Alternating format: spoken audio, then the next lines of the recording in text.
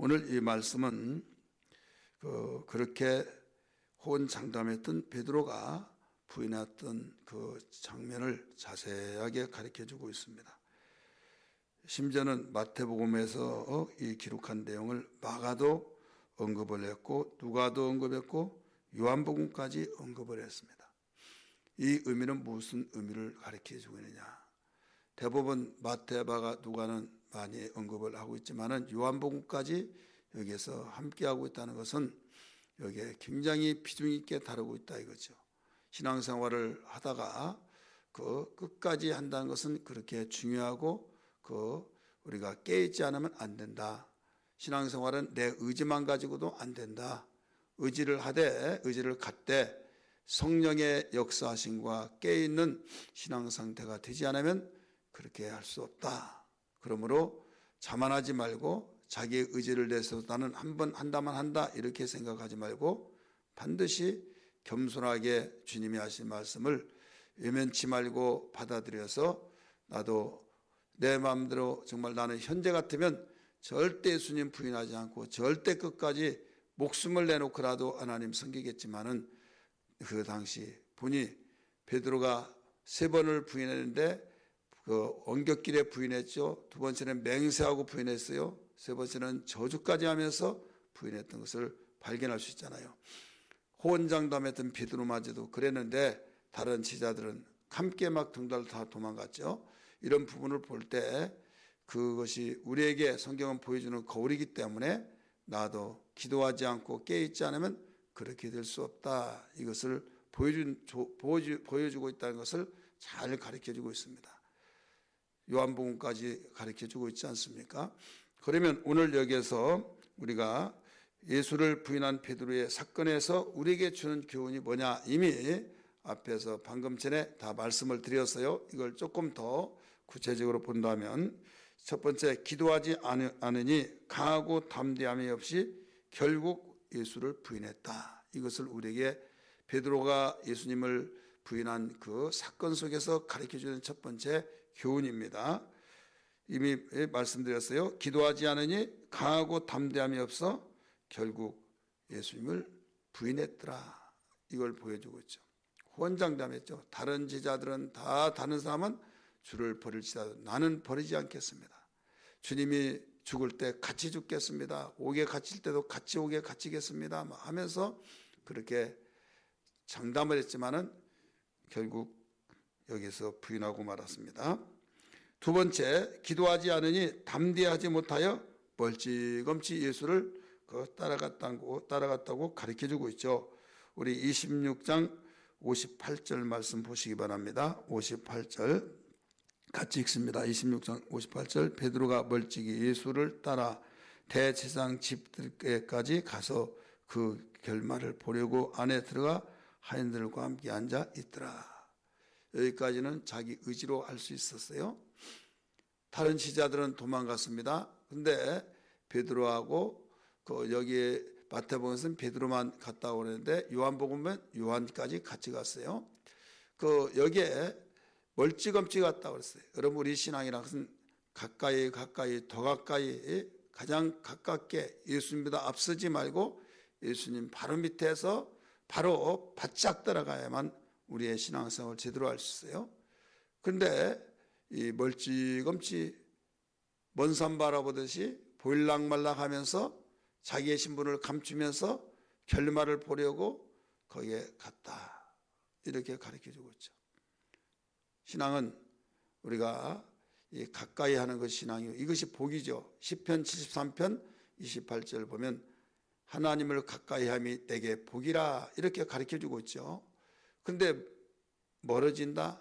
이건 벌써 나에게 그 문제가 왔다는 걸 암시적으로 우리에게 가르쳐주고 있는 겁니다.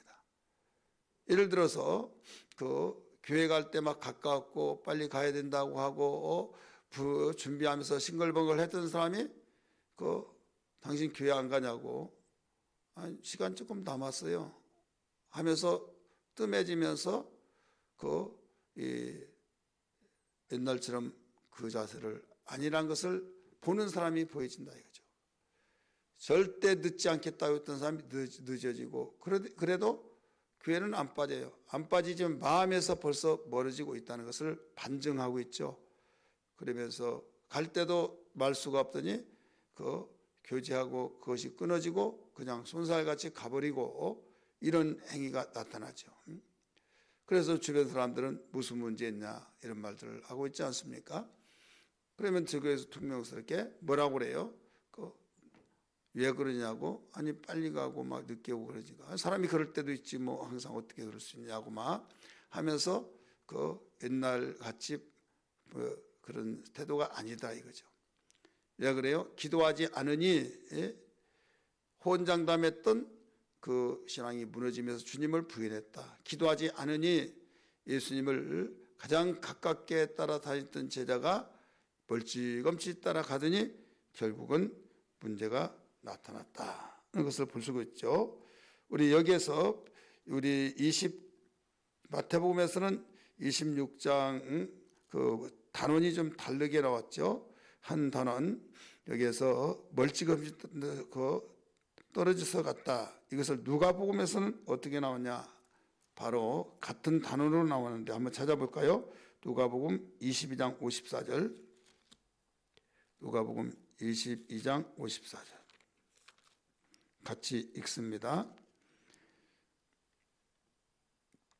시작. 예수를 잡아 끌고 대제사장의 집으로 들어갈 때 베드로가 멀찍이 따라가니라. 멀찍이 따라가니라. 멀찍이 따라갔다. 우리 신앙 가까이 가야만 됩니다. 그래서 이 가까이 가는 사람, 여러분 공부 잘하는 사람들은 학교 다닐 때 앞에 앉아요. 근데 공부 못하는 사람 대부분 자리가 없어서는 별 수 없지만은 자리가 있는데도 멀찌감치 앉아요. 이게 특징입니다. 우리의 신앙도 그렇다는 것을 분명히 기억하셔서 내 신앙을 점검하기를 바랍니다.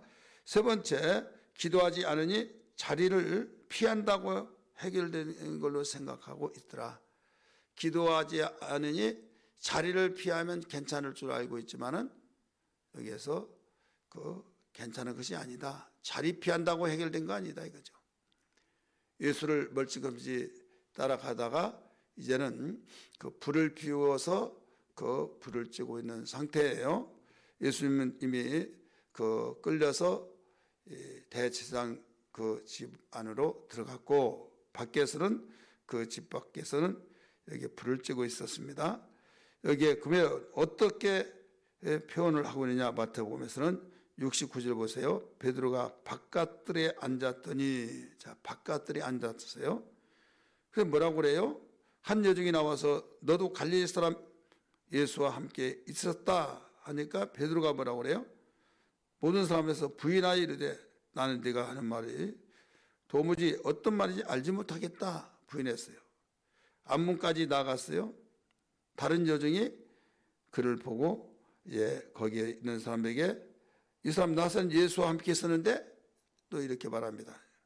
자, 바깥들이 앉았다가 그런 발상이 일어나니까 자리를 바꿔서 앞문까지 나갔다. 자리 이동했죠. 거기는 사람들 나를 아는 사람이 있으니까 모르는 사람인 줄 알고 이제 알지 못한 사람 그 자리로 간다고 자리를 바꿔서 앞문까지 갔어요. 그랬더니 거기에 또 있어요. 저 사람 나사렛 예수와 함께 있었는데 이렇게 71절의 맨 끝에 보면 나오죠.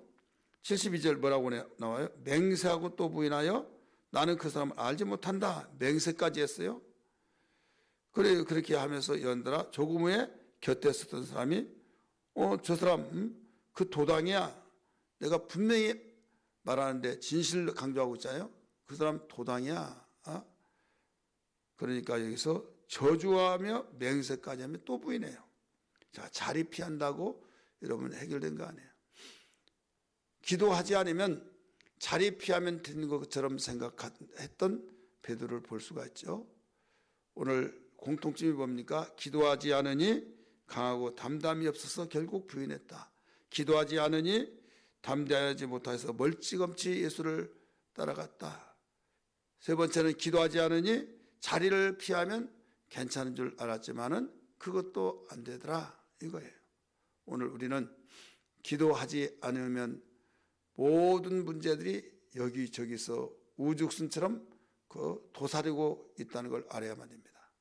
내가 강하고 내 면역력이 강하면 웬만한 병의 그 바이러스들은 다 그 꼼짝하지 못하고 잠잠하고 있습니다. 근데 내가 약한 부분이 드러나기 시작하면 여기저기서 바이러스들이 바로 일어나서 공격을 하다 보니 아픈 데가 왜 그렇게 많이 생긴지 여러분 이런 것들을 발견할 수 있잖아요.